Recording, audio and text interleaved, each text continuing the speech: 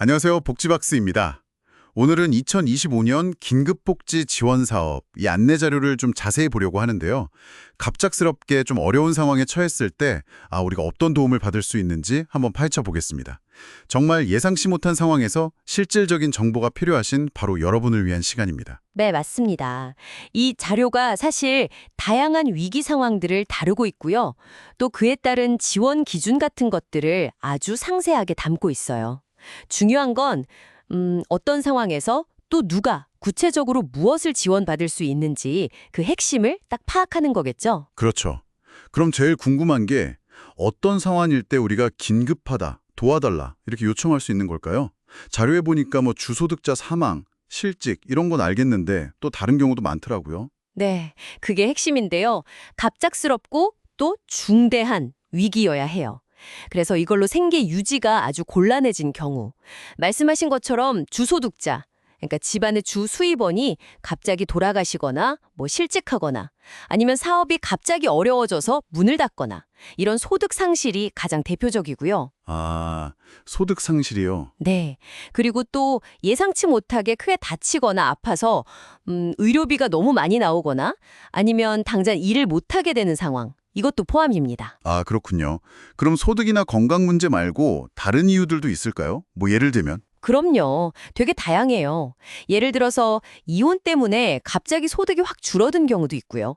또 집에 불이 나거나 자연재해 때문에 살 곳이 없어졌을 때, 그리고 요즘 문제되는 전세 사기 피해로 거주가 힘들어지신 분들, 이것도 해당될 수 있어요.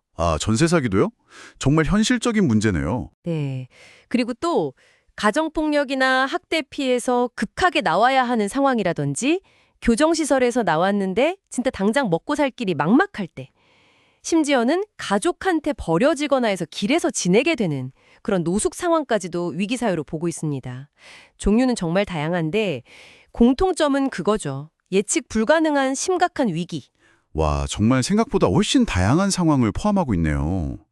그럼 이렇게 어려운 상황에 처했을 때 구체적으로 어떤 도움을 좀 기대해 볼 수 있을까요? 크게 보면 세 가지입니다. 생계 지원, 의료 지원, 그리고 주거 지원. 이게 핵심 기동이에요. 생계, 의료, 주거. 네. 생계 지원은 보통 현금으로 당장 급한 불을 끌 수 있게 기본적으로 한 3개월 정도 지원이 돼요. 근데 이게 또 상황에 따라서는 심사를 거쳐서 연장될 수도 있고요. 3개월이 기본이고 연장도 가능하군요. 의료 지원은 좀 어떤가요? 갑자기 아프거나 다치면 병원비 부담이 정말 클 텐데요. 맞아요. 의료 지원이 그래서 중요한데 최대 300만 원까지 지원이 가능하고요. 이게 좋은 게 그냥 병원비만 되는 게 아니라 건강보험 적용 안 되는 비급여 항목 있잖아요. 네. 그거까지 포함될 수 있다는 거예요. 오, 비급여까지요? 그건 정말 큰 도움이 되겠네요. 그렇죠. 다만 이게 갑작스러운 위기에 초점을 맞춘 제도라서 알코올 중독 치료라던가 치매 같은 일부 정신질환, 그 F코드라고 하죠. 그런 거나 아니면 오랫동안 알아온 만성질환 자체는 원칙적으로는 지원 대상에서 좀 제외될 수 있어요. 만성질환은 좀 어렵군요. 네. 그 질환 자체 치료는요. 하지만 예를 들어서 자살 시도자의 부상 치료처럼 그 위기 상황하고 직접적으로 관련된 의료적인 조치는 지원 대상이 됩니다. 그리고 한 번 지원받은 질병으로는 2년이 지나야 다시 신청이 가능하고요. 그렇군요. 그럼 주거 지원은요? 당장 지낼 곳이 없는 분들한테는 이게 제일 시급할 텐데요. 네, 맞습니다. 그래서 임시로 머물 수 있는 거처를 제공해 주거나 아니면 월세를 지원해 주는 방식이에요. 이건 최대 12개월까지 연장될 수도 있습니다. 12개월까지요?